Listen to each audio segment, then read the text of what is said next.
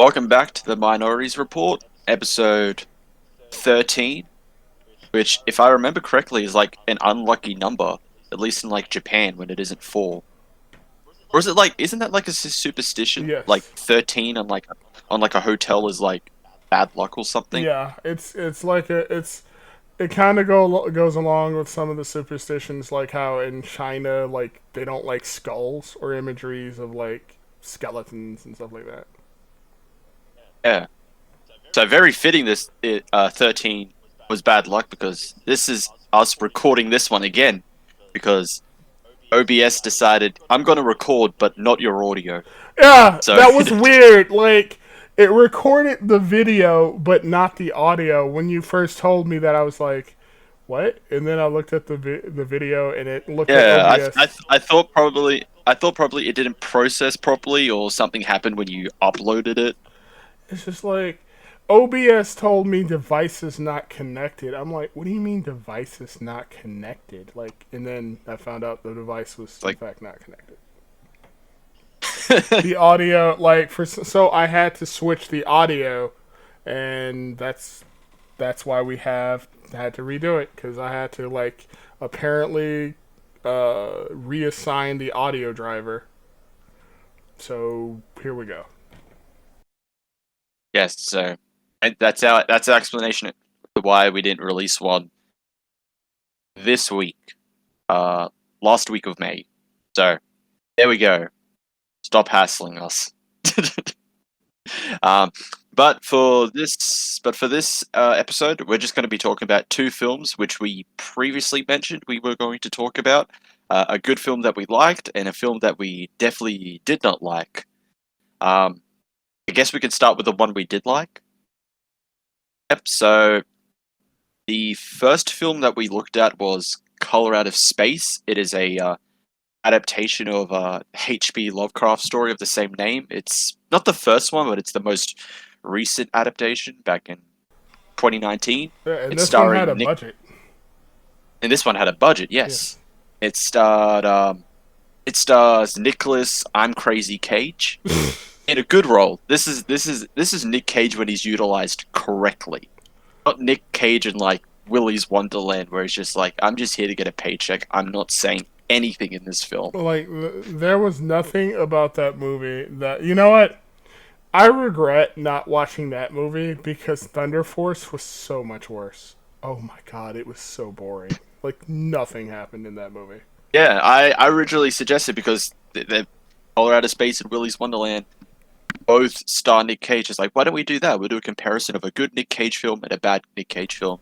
And then Krupp said, no, we're watching Thunder Force. And I'm pretty sure he regretted that. I did. I would like to apologize on behalf of myself and the black community as a whole. But no, Colorado Space, it's a H.P. Lovecraft story. It's the story about a family which are kind of secluded in a forest. A meteorite crashes outside of their home, which brings this otherworldly creature called the Color. And it starts to affect the family. And that is essentially the plot of the film. Is the family being affected by this otherworldly thing. Yeah, they start It's losing track nice, of nice and time and simple. stuff. Yeah. Yeah, so it affects the family in different ways. So the youngest kid, whose name was Jack. Yep. So Jack starts to hear the color. I think it's implied that he can hear it talk. He says, "That's I'm talking to my friend," and there's Yeah, he like starts literally no one whistling there. to it. Yeah, he starts whistling. And then Yeah. the Yeah. Lavinia and Benny, the oldest son and the only daughter, they start to lose track of time. So like it'll be like morning for them, and then suddenly they're just like, "Hey, why is it like dark out right Oh, now?" you know what the Um, Lavinia, right? She actually hurt. Like so, when Jack was whistling to the well because that's where I guess the color was. She can hear the color. Like she heard a whistling, and then that scares her, so she goes inside the house, and then she yeah, starts. I think washing the dishes or something, and that's when like it starts to like visibly affect her. yeah, and then you have the mother Teresa, like she's just out of it. Like she cuts her finger off and just acts like nothing happens. Um, And with Nick Cage, his personality starts to shift. He becomes more like his father, which Yeah, I think we both agreed was actually set up really well. Like yeah, it there's a was. scene where there's a scene with his wife, and he's talking about his father, and he puts on like a mocking voice of his father, It's just like, and so when you actually see him shift personalities, he puts that voice on. So yeah, he's just kind of that like, was good. he's just like his dad, because like he told the story about how like his dad would say things like, "You're never gonna be an artist, Nathan, so just fuck off," or something like that. It's like someone's like bad impression of Trump. It is.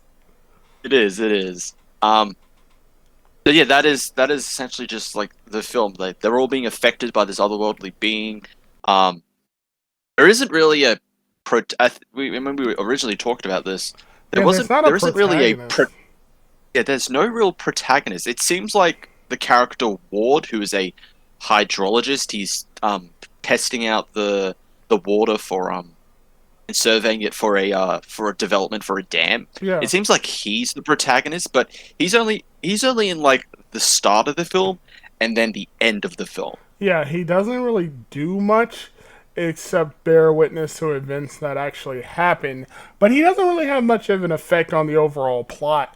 Hell, he's not even really in the movie long enough to have an effect on the plot because, like, he comes in, he notices something weird is happening with the water, especially, and then he just kind of, like, vanishes for most of the movie until, like, they get to a scene where they're by the what is it? The Ward goes to like Ward goes to I think the mayor to try and tell her about what's going on with the water, and the mayor doesn't care, but the sheriff goes with him. Yeah, And oh and that's also supported by like they start finding like all these weird creatures that have been affected by the color. yeah, like So they go out into the woods to investigate. So they go out to because I think it was, yeah, Ward met him earlier. This hippie Ezra, yeah, played by Tommy Chong, who seems to know, like, he kind of figures out, he hypothesizes what the color is and what it wants. So they go to find him, and they just find a recording that of him like explaining what he thinks is actually happening, but he's dead already. yeah. His body has been basically like withered up into a husk, and there's like color inside of his body that just sort of explodes out of it. Like, also, like, you are so much more professional than I am. You remember the names of the actors and shit, and I'm just like, the old hippie dude. I've got I've got the Wikipedia page in front of me. Okay, see, that's That's just how I know. cheating. That's just cheating right now. But like, there's also a scene I really liked where it kind of shows that the color is affecting more than the farm itself because like there's other farmers that have like they have a truck with a bunch of animals that are fused together inside of it, and like they were fused together by the water, because if you drink the because the water and the color itself has like this weird mutating effect on like animals and stuff like that, because it's hypothesized by Ezra that what is it that the color wants to change our world into its or something like that. Yeah, it's just something similar to its own world. As he says, like something it knows. Yeah, like yeah, exactly. There's something that's like its world, which is why like which is why like things are fusing together and animals are mutating and like the trees are coming to life. Although when you Yeah. see like when you do see a picture when you do see like a brief glimpse of its world, it basically looks like a bunch of dildos just like float like flapping in the wind and stuff like that. It leaves a lot to be desired. It like it's just a bunch of black dildos just like flapping in the wind everywhere, and they form like a giant tower or something. And it's like, okay, I guess that's where it's from. Yeah. and and even then we don't really know a lot about the color because right at the end it just leaves and like, oh, okay. I think we hypothesized that it wanted to do all of this without being Scene. fully noticed, Yeah. to be seen, but because Ward, who wasn't really affected by anything, did see it. It's just like, well, I'm a peace out, and just leaves. Later, homie. And then it just It's like kind of like literally that gif of the black guy going peace out and then disappears. That was literally the color, exactly, yeah, like but with more, but with more, but more of it literally shooting out of the well. exactly because like it like something really weird happens, right? Because like there like Ward goes into the house and like you see like images of the family before like the bad shit happened to them, and then like the father like stands up and chases Ward. I still don't get what the fuck that was about, but like Well, looking at the wiki, it's just an apparition of Nick Cage's character. so they don't even think it's like them. It's just basically like an apparition or energy or something. Yeah,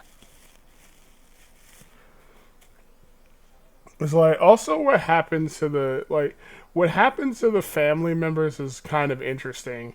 Like Lavidia, who doesn't really do anything except cry most of the movie, like she I guess becomes assimilated, but like she eventually like accepts the color after going insane and she gets kind of assimilated into it. yeah, Benny, the brother who was barely there most of the movie, like he yeah. He falls in, was he was honestly the weakest of the characters, which is Benny. a shame because like I mean there wasn't enough room to really develop every single character, but the characters that do get developed extremely well. Yeah, So like Benny like hears his dog, which I think you said the dog was actually like assimilated into the blob monster. it was I think it was, yeah, assimilated into the alpacas because the Nick Cage's character Nathan owns alpacas, Yeah, and the alpacas get fused into a monster, and I think for a brief moment you see what looks like a dog's head. So because the dog goes missing beforehand, so I think yeah. that's the implication that the dog was fused into the alpacas. Oh, And and then that's what happened. what Benny is hearing is just the color messing with him. And luring him into the well, where it just like Yeah, swallows him up. yeah. Like I think it's like it swallows him up or like fuses him to the well. That's what I think happened. I think it fused him to the well, Yeah. and then like that I mean that must fucking suck, man. Like imagine being fused into a well. Like that's just worse. Well, well, well. And then like, what did you think? Okay, so here's a stupid question. I asked you this earlier, but like, as a Souls player, as a CV player, as a Demon Souls, as a Bloodborne player, where would you rank the monsters in Color Out of Space? Ooh, I don't know. I think because you brought it up, you said they reminded you of like Bloodborne bosses Yeah, or like monsters. Yeah, so something, yeah, around there. They would honestly really fit in like a Bloodborne setting. I do like that you don't aside from, well, even with the monster that is the fusion of the mother and the youngest son. yeah, They do it really well that you don't see it entirely. yeah. You just Like see with like the glimpses like of with it. Yeah, the yeah, like with the alpaca dog monster fusion, you don't see like the grand reveal of like the whole figure itself. You just see like piles of flesh, like the heads of like the alpaca or the dog. You don't see the thing in its entirety. Similar to, yeah, and then similar with the mother son monster. You don't. fully see it, and when you do, it's in shadow, which is done really well. Um, it honestly reminds me of when the the um the Eldritch monsters appear in the Mouth of Madness. You don't Yeah, see them fully. It's like quick shadow, like yeah, glimpses, and like back. silhouettes and shit. But Yeah, yeah, when like because your main focus in that scene is Sam Neill running away trying to escape from them. So he'll look back and then you'll see a glimpse of the monsters. You don't see them in their entirety. Because if you did, you'd just be like, oh, yeah, that's obviously just fake. It's yeah, just a suit. That's an animatronic. yeah. It's Like it's utilized. It's utilized well with the cinematography and the lighting as well. so, I will say, I'm a little bit like, this is where okay. So this is where I differ a little bit. I did like the so I kind of wish you got to see a bit more of what the mother son monster thing looked like, because like I felt like there wasn't really an I felt like they teased too much of what it looked like instead of like giving you like a fully concrete like idea.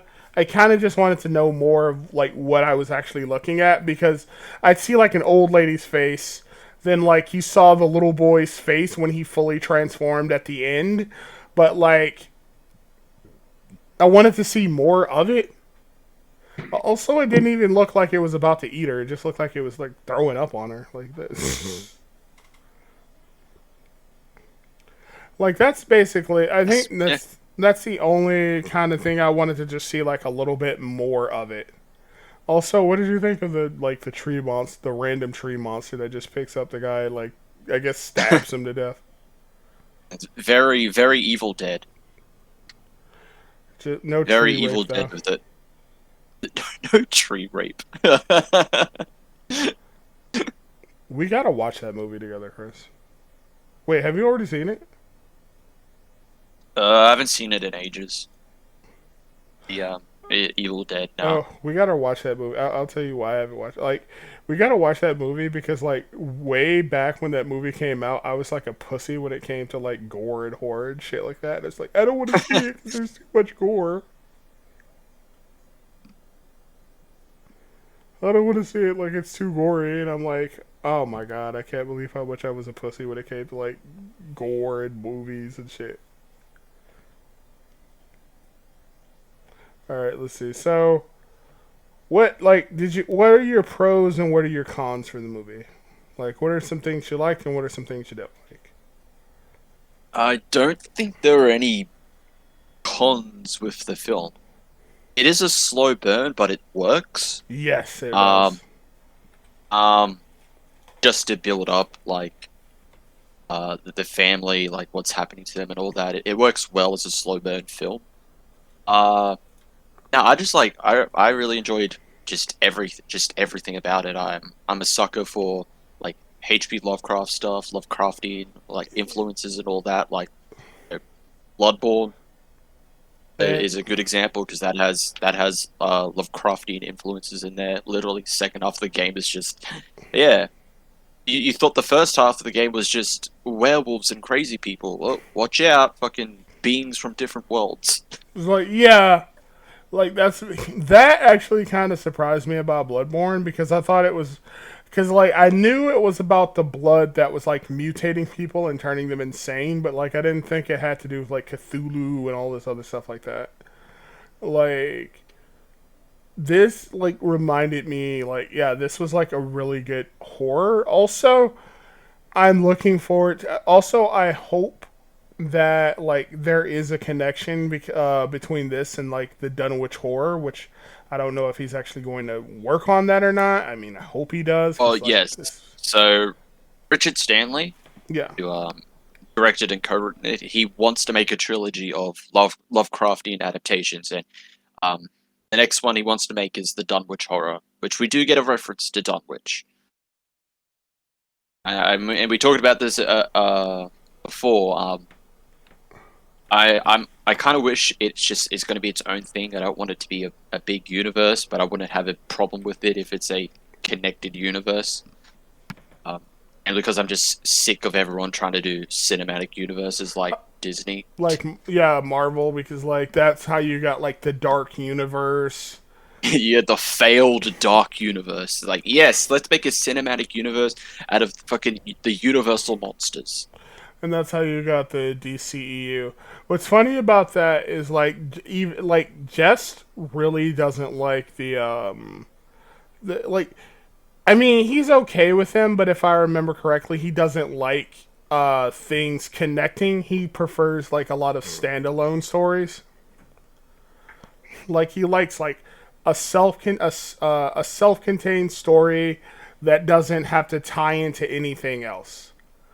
And I could see that as like someone who's like and I could see that kind of in what you're saying because it's like you're tired of like these big like universes where everything crosses over and everything's connected to everything else.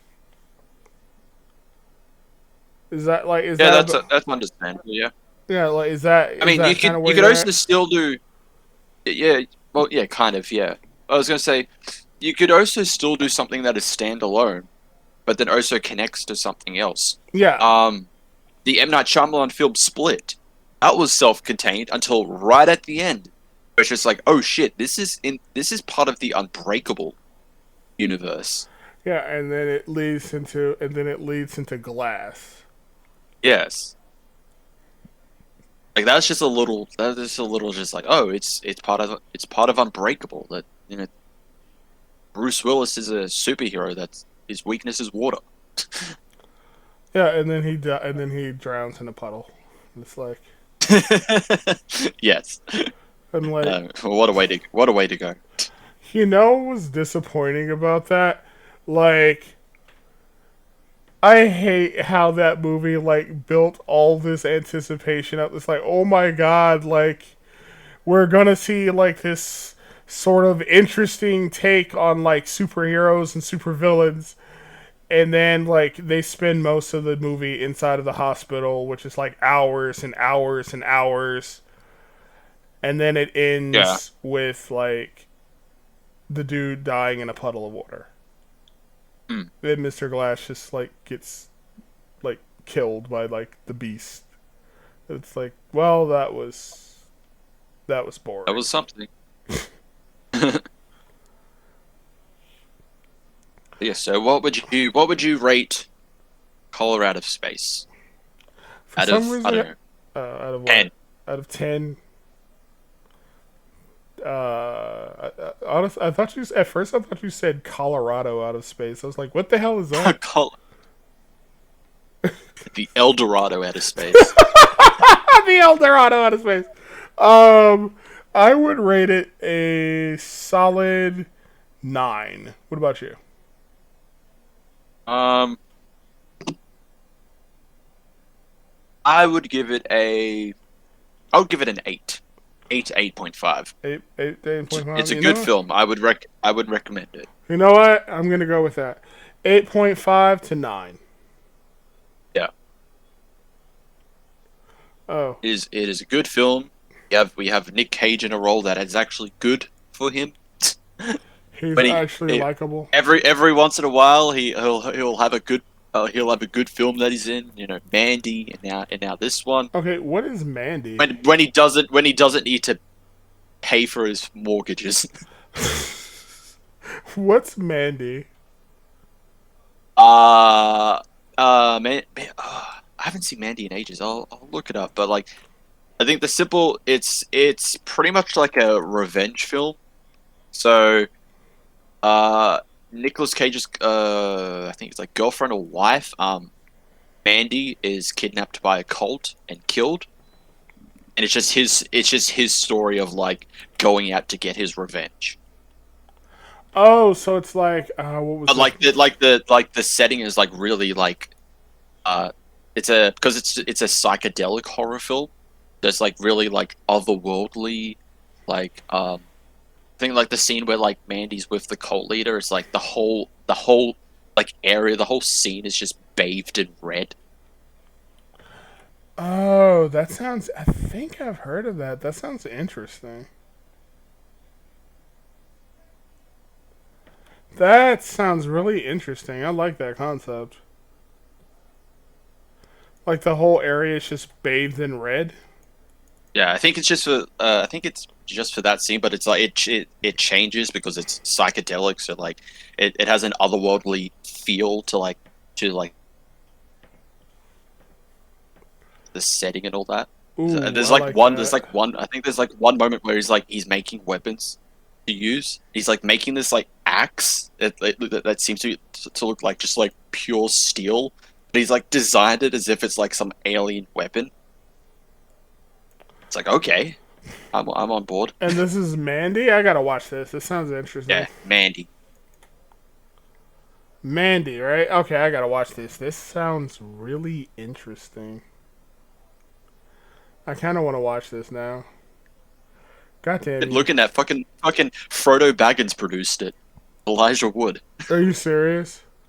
Yeah, he produced it. You know what? Actually, he also produced Colorado Space.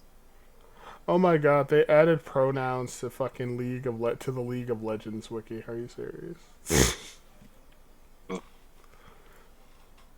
But anyway, yes, that was Colorado Space. Good film, really, really good film, engaging film. Definitely recommend it if you haven't already. All right. Even though we kind of spoiled it, but you knew what you were getting into. I mean, yeah, yeah, We're not we're not we're not we're not pussies putting spoiler warnings. yeah, like you come here for like real Everything. hard facts. Exactly. You come here for the hard news, bare bones. We don't hide shit here. There you go. Oh, so Thunder Force. Yeah, yeah, that's what I was talking about. All right, so let's go with Thunder Force. Thunder Force, yes. All So right. Thunder Force is a superhero comedy film. I love the way you Uh, said comedy, like you weren't sure what you were saying. 'Cause it's definitely not a comedy because it is definitely not funny. This stars Melissa McCarthy and Octavia Spencer. So the premise of Thunder Force is that back in the early '80s, the Earth was hit by cosmic rays and gave people superpowers, but the only people that could get superpowers are sociopaths, which they named miscreants. Octavia Spencer's character, Emily, her parents were killed by miscreants, so she dedicates her life to finding a way to give normal people superpowers to combat the miscreant threat. She's best friends with Melissa McCarthy's character, Lydia, but they have a falling out. Uh, Present day, they're reunited. Emily has pretty much her dream has come true. She's created these serums that give people superpowers. She's created two of them, one for super strength, one for invisibility. And when Lydia goes to visit her to kind of rekindle their friendship, Yeah.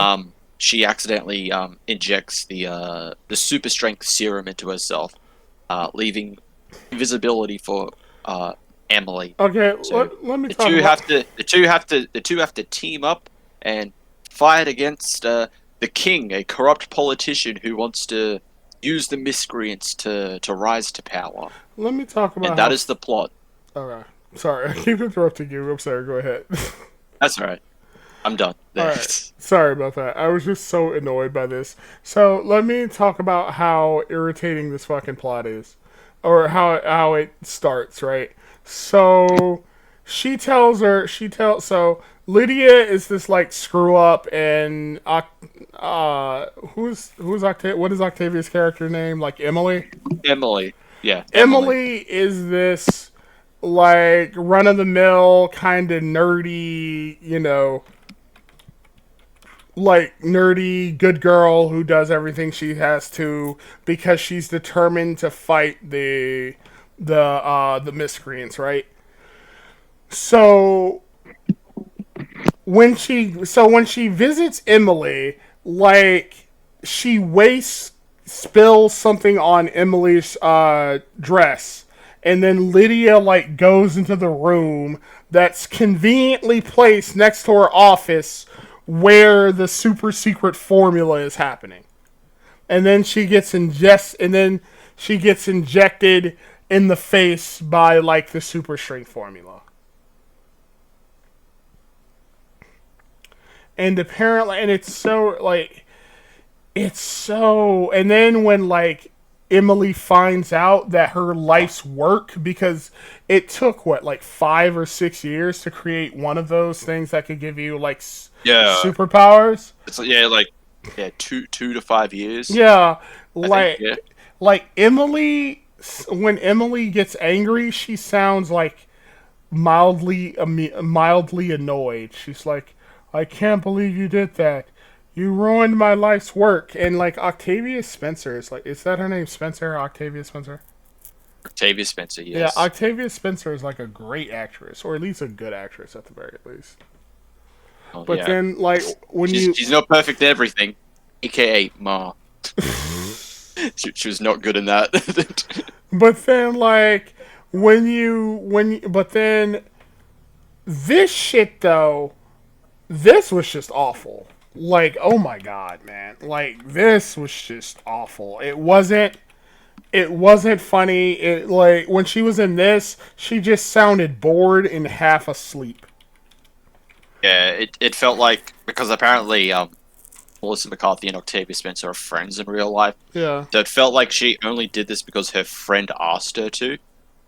I think it feels like she really did not want to be there, yeah, like especially with the script. If I feel like she saw the script and was just like, this is bad, but my friend asked me to be here, and I don't want to hurt her feelings, so. so I guess I gotta be here. I'll do something.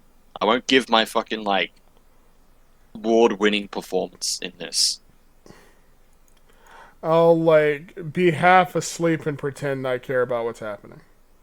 Yes, but yeah, Thunder Force is the worst. I would say the worst thing about Thunder Force is that it's not even cringy. It's not even like we could laugh at like how cringy it is. Like, oh, Yeah, that is bad. Ha ha ha! Hilarious. That is hilariously cringy and bad. yeah. It is so boring. Like when we were watching it, Corrupt would stop it like every like 10 to 20 minutes and be like, we're not even done yet." Like, dude, I was so tired. I was just like, I don't want to keep Yeah, watching Corrupt this. was ready to like was like ready to pass out And then because it was like, so boring. It was such a pain to like power through this. I had to be the voice that said we have to power through this. We have okay, to watch it. so remember, so like Mortal Kombat. I don't know if you did this when it came to Mortal Kombat, but I did this shit. So with Mortal Kombat, I would keep stopping the video. Like I would keep stopping the video and looking at, the thing where it says the time and how long left the video has to go. Yeah. I would stop the video to see how long left I had, and then be like, shit, and then play the video again. Fuck, it's not done yet. Dude, like that paid me so badly, man. It's like when you go to sleep. You have a really good sleep, Yeah, and you felt like you've got at least like 5 hours in, and then you look at the clock and it's only been 30 minutes. That's what it felt like yeah, it watching just, Thunder Force. yeah, it's just like it felt long and like it just wouldn't end because like there was so much of the movie. And here's the thing about the movie too, right? Like so much of it felt needlessly longer than it should have been. Oh, Like, especially the jokes. The yes, jokes in quotation. dude, the jokes lasted so long. Like like The the knock knock joke where he'd be like, Oh yeah, that is the worst. That is probably the worst one in this film, "They and it's skip." not even done. It's not even done by either of the main characters. It's It's done done. by a side. That's done by a side character who appears in the flashback at the start of the film, and then only appears here again. And I What? thought there was going to be something else to him. Because when he appears in the flashback, he tries to tell a joke but fails. And they're And like, I think it was "Hi, like Lydia's, Clyde." yeah, bye, Clyde. And like Lydia's like, I think it was Lydia, saying like, you'll never get a girl if you can't tell the joke. And then comes back to the reunion, and then he's like, "Oh, I finally figured out the joke." And it just keep, and he tries to tell us like, "Knock, knock, who's there? Owl, who?" He's like, "Oh no, I'm supposed to say who." And this goes on forever and ever and ever and ever. I'm like, where the fuck is this going? You know what I found weird about that, right? What I found really weird about the knock knock that the Clyde dude. It feels like he was meant to be a main character too, Yeah, but because he's like, in he has somewhat of a prominent part in that yeah, flashback. You don't just introduce another character there, especially a named one, because I don't think the person that was bullying Emily was named. yeah, he was just like, yeah, he was He was just just like a bullied. bully. Yeah, he was just a bully. Whereas like Clyde or whatever was a named, like Clyde was a named character. He like appears in the flashback and he appears in the beginning part of the movie. Like it's like he was meant to have a larger role in the film, but for some reason they just did nothing with him except leave him there to make this unfunny knock knock joke that lasted for like 5 minutes. Yeah, the jokes are just not good, and then that the whole like continuing a joke and after it failed and still failing was done a lot more with Melissa McCarthy. Like when she does like she sees Emily's daughter Tracy, I think. Yeah. Yes, Tracy. Sees Emily's daughter Tracy, and because she's wearing like overalls or something and like glasses. It's like, oh, you look like Urkel. And it's like, who's Urkel? Oh, you know Urkel. Did I do that? Yeah. Did I do that? Uh, Did she, I do that? she Did literally I do that? that she like and Chris isn't joking when he says that or being hyperbolic or whatever. No, she literally does that for like 5 hours where she goes like, "Did I do that? You know, did I do that? Urkel, you know Urkel." And then like and then she makes another reference to a movie and Allie, this woman named Allie who I'll be honest, I thought Allie was a dude at first. Who Allie like knows the movie she's talking about, and then she's like, "See, she knows what I'm talking about too. See." Like it was exhausting, man. It was so bad.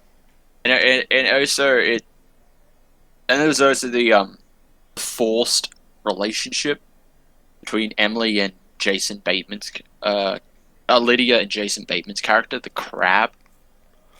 Oh It's yeah, just that like was instantly, as forced. soon as as soon as they saw each other, they fell in love.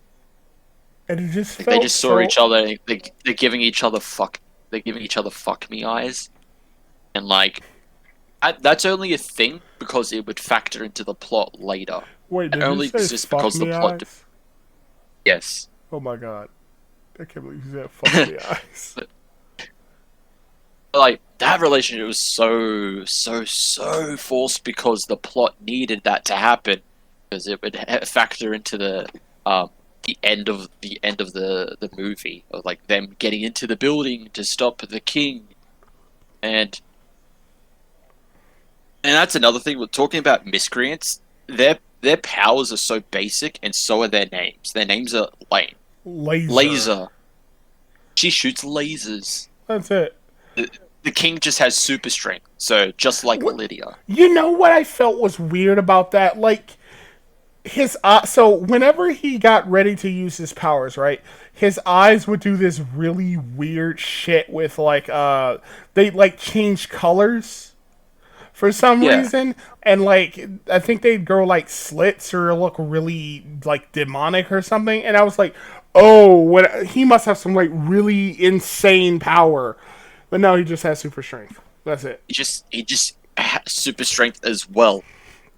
And then with like miscreants as a whole, only sociopaths get powers, and all of them are all supervillains.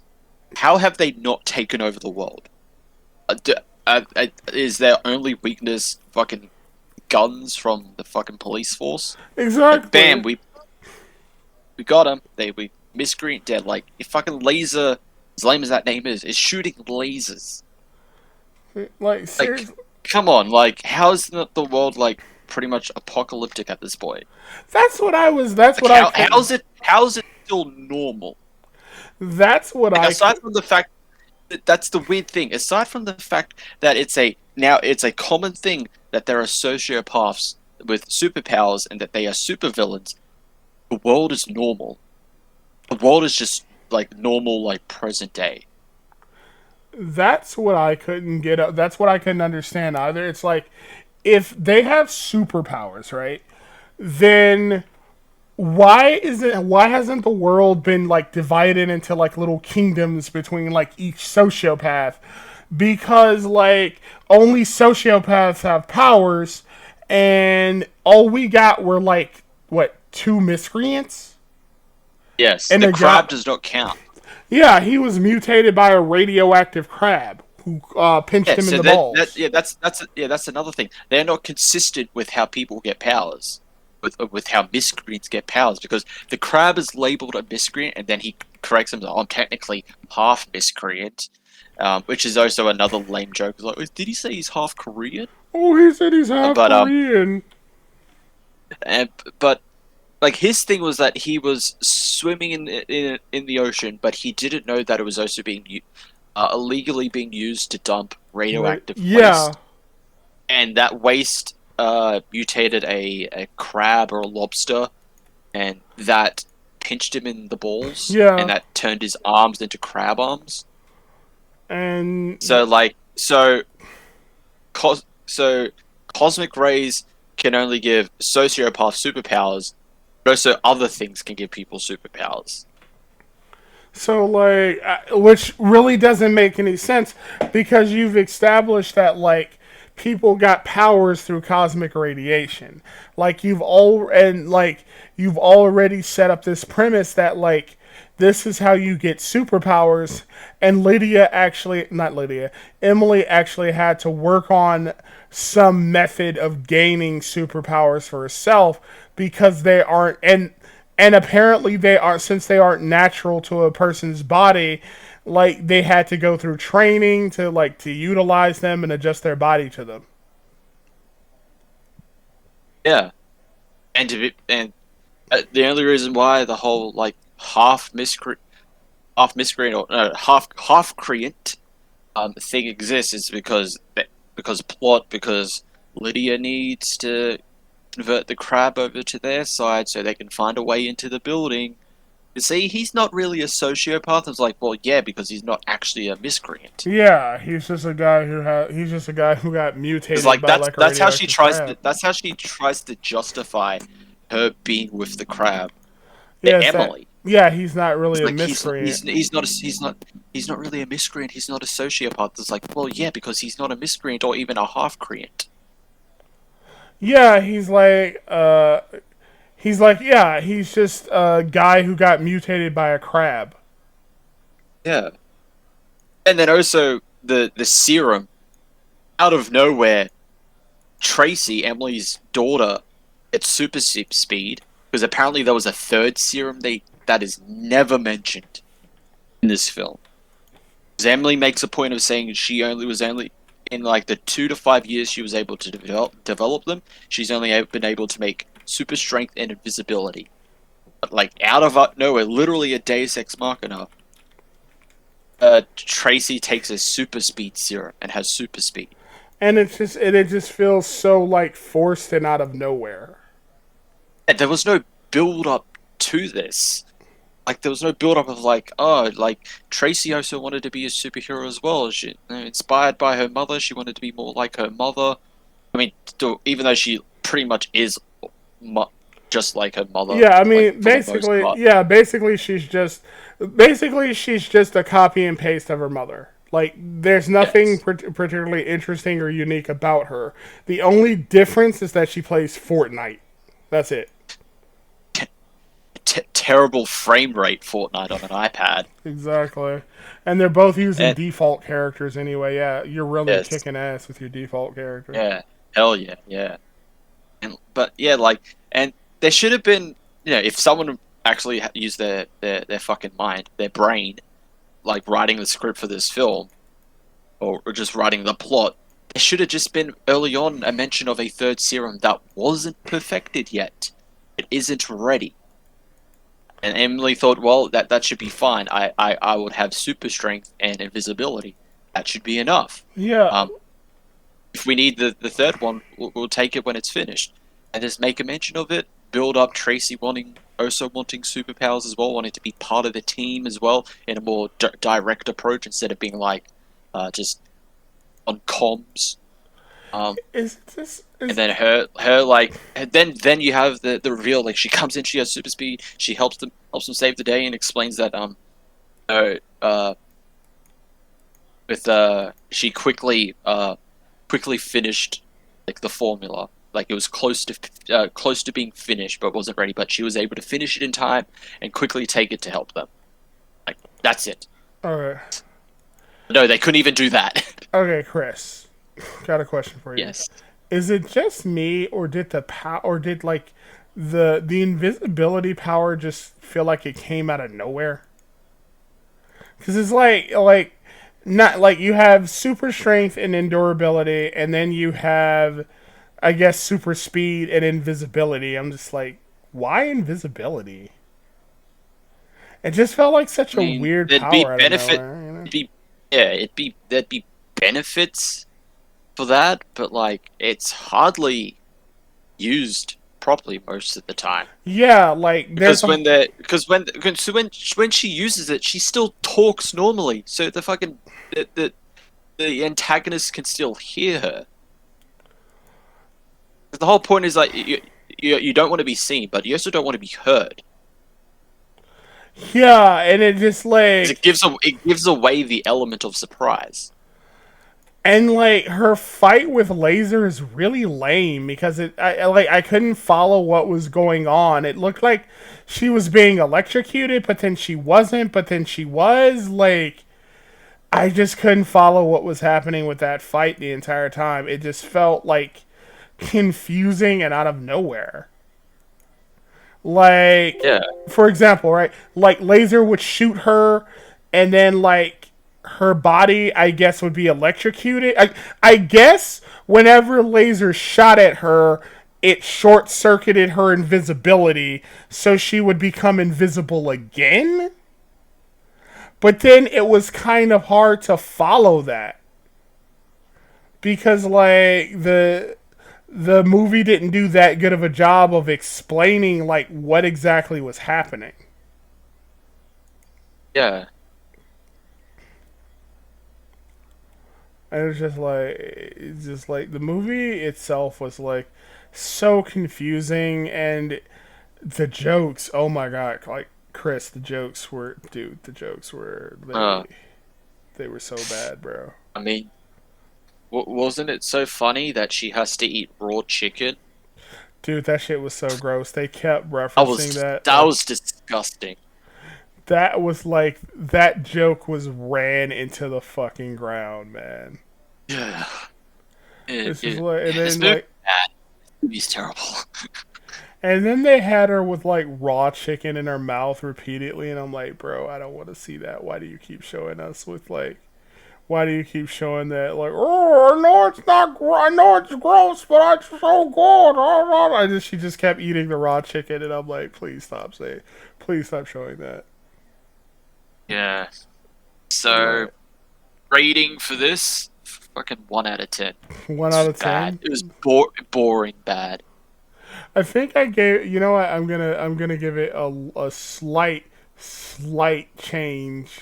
I'm gonna give it a 2 out of 10 because like I thought Laser was hot and I liked her look. Like I liked her look.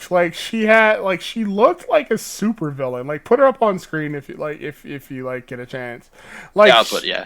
she looked like a super villain. She did this weird Dragon Ball Z shit with her hands whenever she used her powers. It's like she was like the only person who gave a fuck about what they were supposed to do in this movie. Yeah. No one else did, and I'm like, you know what? If like no one care, if like only one person, because like everybody else in this movie were just playing themselves. That's it. Like it was, it was this was everyone just playing, was just portraying themselves. Like Melissa McCartney as Melissa McCartney, but with super strength. And there Pretty was much, yeah. nothing like interesting or about any of this shit. Like for example, or what was it? Like Octavia Spencer as Octavia Spencer, looking like a turtle the whole time. Cause she not like, But cause yeah, none of them gave a shit. they definitely didn't care. It's just another paycheck for them, pretty much. Pretty much like, and I mean, I get that like I mean, you can at least try to be funny, but like the jokes were just so bad, man. They were just so bad, Chris. Like the Yep. jokes were unfunny. They weren't like, they didn't land well. And one thing I really hate that this movie kept doing, it kept trying to force unfunny jokes. Like the Urkel joke, like you mentioned, or the shit, what was it? Or the knock knock joke. Like if like making a joke, like keeping a joke going, like yeah, it can be funny if it's a really good joke, but that's so rare and you can't keep doing it like this movie did. This movie kept the same joke going for like 5 minutes, and it's like, bruh, this shit ain't getting funnier. Like the more you say it, the more it ain't getting funnier. The more you say it, knock it the fuck off so we can get the fuck, so we can move on with the fucking thing. Damn. I'm sorry for that rant. Nah, that's fine. That's fine. Yeah, Thunder Force. It's terrible. Don't watch it. Yeah, please don't. Immediate. Do not recommend. Like the only person I'd ever like recommend Thunder Force 2 is like anybody Someone who, who loves to suffer. yeah, somebody who likes somebody who thinks Amy Schumer is funny. There you go. If you think Amy Schumer is funny, you'll love Thunder Force. There you go. There's my Yeah, recommend pretty for it. much. There you go. All right, let's see. Is there anything else you want to talk about, Mr. Chris? That's it for the movies. Oh, and we finished right on the dot too. Oh yeah. So you want to give the outro? Let me see. Yeah. Is there anything else you want to talk about? We were only going to talk about for this podcast for this episode Sure. just the movies. Okay. So I'm Corrupt. And I'm Chris. Thank you for joining us on this lovely hot ass Wednesday night. We'll see you next time. All See right. ya. All right. Let's